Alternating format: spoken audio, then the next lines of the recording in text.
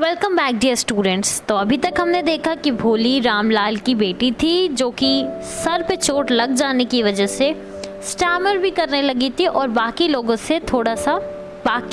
से थोड़ा सा कमज़ोर थी। अब भोली का स्कूल में एडमिशन हो गया है और भोली क्लासरूम के कॉर्नर में बैठी हुई हैं। Polly did not know what exactly school was like and what happened there, but she was glad to find so many girls, almost of her own age, present there. She hoped that one of these girls might become her friend. तो वहाँ पर बाकी कुछ तो पता नहीं था उन्हें, but she was happy that बहुत सारी लड़कियाँ उनके एज की हैं और शी होप दैट कि घर की तरह नहीं सब उसको हमेशा इधर उधर फेंकेंगे, कोई उसका फ्रेंड बनेगा। The lady teacher who was in the class was saying something to the girls but Bholi could not understand anything. जो लेडी टीचर थी वो गर्ल्स से कुछ तो कह रही थी पर भोली उसे समझ नहीं पा रही थी। वो इधर उधर पिक्चर्स टंगी जो वॉल पे थी उसे देख रही थी। जो कलर्स थे वो उसे बहुत पसंद आ रहे थे। Horse is brown just like the brown on which tehsildar has come. उसी तरह ब्राउन हॉर्स था जिस तरह के हॉर्स पर तहसीलदार आए थे उनका विलेज देखने। गोट उसी तरह ब्लैक थी जिस तरह उनकी नेबर की गोट थी और पैरट भी उसी तरह ग्रीन था जैसा उसने मैंगो ऑर्चर्ड में देखा था। The cow was just like their Lakshmi. उनकी लक्ष्मी गाय की तरह ही काऊ भी पेंटेड थी। Suddenly Bholi noticed the teacher was standing by her side smiling at her. What's your name, little one? और भोली फिर स्टैमर करने लगी और कुछ नहीं बोल पाई। Then she began to cry और उसकी आंखों से आंसू रुक नहीं रहे थे। ठीक है, उसका सर नीचे की तरफ झुका हुआ था और उसी कॉर्नर में वो चुपचाप खड़ी थी और ऊपर देखने की कोशिश भी नहीं कर रही थी क्योंकि उसको लग रहा था कि सब लोग उस पर हंस रहे होंगे। When the school bell rang, all the girls scurried out of the classroom. सारी गर्ल्स क्लासरूम के बाहर गईं पर भोली उसी कॉर्नर में बैठी थी, अभी भी सर झुकाकर रो रही थी। भोली, टीचर की आवाज़ इतनी सॉफ्ट थी, इतनी सूदिंग थी। Get up, said the teacher. It was not a command, but just a friendly suggestion. भोली got up. और बड़ी प्यार से टीचर बोलती हैं get up भोली। और वो सुनकर कि वो कमांड नहीं दे रही है भोली उठ गई। Now tell me your name. अब पूरे शरीर में पसीना होने लगा।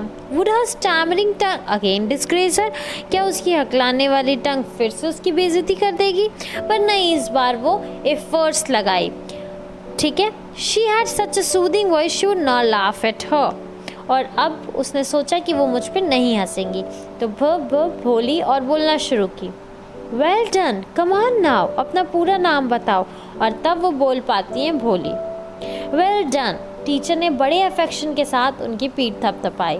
अब अपने दिल और दिमाग से डर निकाल दो और सबकी तरह बोलना सीखो। भोली पूछती है, हाँ really?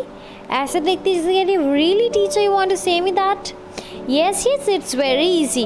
You just have to come school every day. Will you come? भोली कहती है yes. मतलब सर हिलाती है तो कहती है नो, तेज से बोलो। तो फिर से वो ये और तीसरी बार में यस बोलती है और भोली खुद बहुत ज़्यादा एस्टॉनिश्ड हो गई, सरप्राइज्ड हो गई कि वो ये बोल पा रही थी। मैंने कहा ना था, टीचर ने बोला, अब ये बुक लो। और उस बुक में बड़ी प्यारी प्यारी पिक्चर थी, गोट, काव, डॉग, हॉर्स, पैरट, टाइगर और एक काऊ जो कि लक्ष्मी की तरह थी। और हर पिक्चर के बगल में जो वर्ड्स लिखे थे वो बिग बिग ब्लैक लेटर्स थे। In 1 month you will be able to read this book. सब की तरह तुम भी रीड करना सीख जाओगी। Then no one will ever be able to laugh at you. People will listen at you with respect. You will be able to speak without slightest stammer. बिना हकलाए तुम बोलोगी भी। अंडरस्टैंड? अब घर जाओ, कल सुबह आना भी है। भोली felt suddenly as if all the bells in the village temples were ringing और सारे trees जो स्कूल के पास थे उससे बड़े बड़े फ्लावर्स गिर रहे थे उनके पास। उनका जो हार्ट था वो उस पर नई होप, नई लाइफ थी। और ऐसे धीरे धीरे करके साल बीतते गए। अब जो विलेज है वो स्मॉल टाउन बन गया और जो प्राइमरी स्कूल था वो हाई स्कूल बन गया। और वहाँ पे एक cinema, under a tree shade भी खुल गया, कॉटन गिनिंग मिल भी हो गई, मेल ट्रेन भी वहाँ पे रुकने लगी। एक दिन डिनर के बाद रामलाल अपनी वाइफ से कहते हैं, क्या मैं विशंभर का प्रपोजल एक्सेप्ट कर लूँ? उनकी वाइफ कही हाँ हाँ, एक भोली भी लकी ही फील करेगी खुद को, बड़ी सी शॉप है, उनका घर है खुद का, और मैंने सुना है कि बहुत 1000 रुपये बैंक में भी है, और तो और वो डाउरी नहीं मांग रहे हैं। That's right but he is not so young. कह रहे हैं उनके पापा कहते हैं तो मेरी उम्र का है, लेकिन और थोड़ा सा पैर भी ख़राब है, और तो और उसकी चाइल्ड जो है वो भी बहुत बड़ा हो गया है, जो पहली वाइफ से था, मतलब दूसरी शादी। उनकी वाइफ कहती तो क्या 40-45 साल का या 50 साल का होगा, कोई बात नहीं। If we don't accept the proposal, क्या वो पूरी लाइफ अनमैरिड रहेगी? Yes but I wonder what will Bholi से। भोली क्या कहेगी? उनके पिताजी पूछते हैं। तो ये कहती है वो क्या कहेगी? कुछ नहीं, वो एक गऊ है। Maybe you're right. In the other corner of the courtyard Bholi सब कुछ सुन रही थी। Vishambarnath was well to do grocer, एक ग्रोसो था। बड़ी party of friends and relations with him for the wedding. बहुत सारे लोग आए, ब्रास बैंड था, पॉपुलर इंडियन फिल्म का गाना बज रहा था, ठीक है। He never dreamt that his fourth daughter would have such a wedding, और बहुत ही ग्रैंड वेडिंग थी, ठीक है। भोली की एल्डर सिस्टर्स तो एकदम जेलस फील कर रही थी कि कितनी अच्छे से इनकी ब्याह हो रहा है। जब ये ऑस्पिशियस ओकेशन आया तो दुल्हन को बुलाने को कहा गया।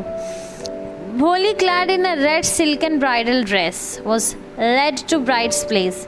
Garland the bride, एक फ्रेंड ने कहा विशंबरनाथ से। The bridegroom lifted the garland of yellow marigold. A woman slipped back the silken veil from the bride's face. और विशंबर ने जल्दी से देखा। Garland remained poised in his hands. Garland वहीं रुका हुआ था।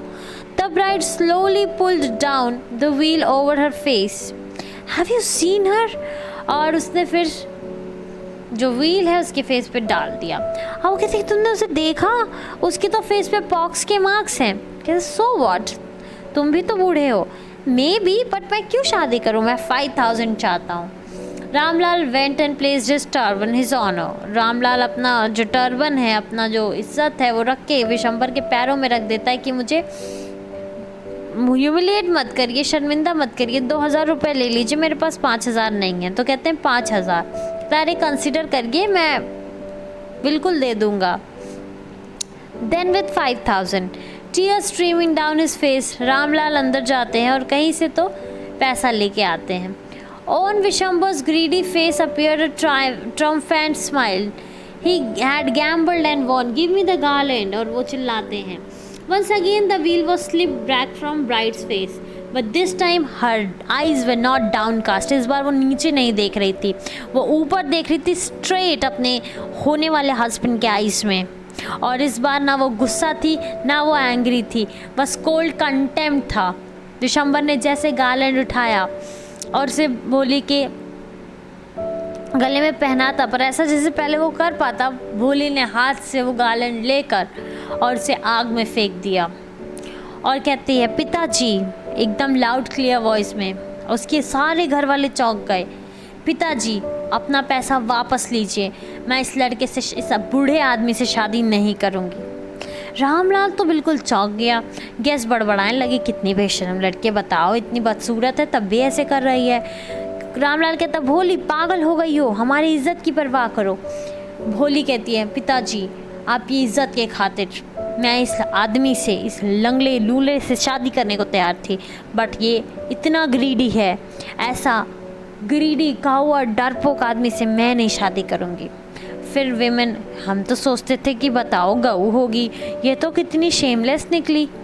भोली टर्न वॉयलेंटली उस ओल्ड वेमेन की तरफ। हाँ आंटी आप सही कहती हैं, आप तो मुझे एक गऊ समझती थी, पर मैं गऊ नहीं हूँ। अब ना मैं स्टैमर भी करती हूँ। और कुछ सुनना चाहती हैं? विशंबर लाल तो बिल्कुल वापस जाने लगा, कंफ्यूज ही हो गया। और जो कंफ्यूज बैंडमैन थे वो लोग तो समझ ही नहीं पाते क्लोजिंग सॉन्ग बजाना है, फिनिशिंग सॉन्ग बजाना है, स्टार्टिंग सॉन्ग बजाना है। रामलाल एकदम भौचक्का खड़े थे अपना सर झुका के। जब थोड़े थोड़े आग जो है बुझने लगी तो सब लोग चले गए थे। तो रामलाल पूछते हैं भोली से, पर तुम करोगी क्या? What shall we do with you? तुम्हारे साथ क्या होगा? And Sulekha in a voice, और जिसका नाम सुलेखा था वो बड़े ही आराम से बोलती है, आप चिंता ना करें पिताजी, अब मैं आपके बुढ़ापे का सहारा बनूंगी, मैं आपको और माता जी को पालूंगी और जहाँ से मैं पढ़ी हूँ वहीं से मैं पढ़ाऊँगी। The teacher had all along stood in the corner watching the drama. Yes Bholi of course. और वो पूछती है, इज़न्ट इट राइट मैडम? हाँ। और आज उस टीचर की आंखों में, उस स्माइलिंग आइज़ में बहुत सेटिस्फैक्शन था। वो सेटिस्फैक्शन जब कोई आर्टिस्ट अपना मास्टरपीस कंप्लीट करके पाता है, वैसा सेटिस्फैक्शन था इस टीचर के आंख में। उस शांत भोली को इन्होंने एक अपने पैरों पे खड़े होने वाला भोली बना दिया। तो बेटी बचाओ बेटी पढ़ाओ आंदोलन से रिलेटेड ये जो आर्टिकल है वो के अब्बास ने लिखा है। कैसे we should not humiliate anybody, we should not disgrace, everybody is God's gift and we should consider everyone. That's all for this video. Thank you, have a good day.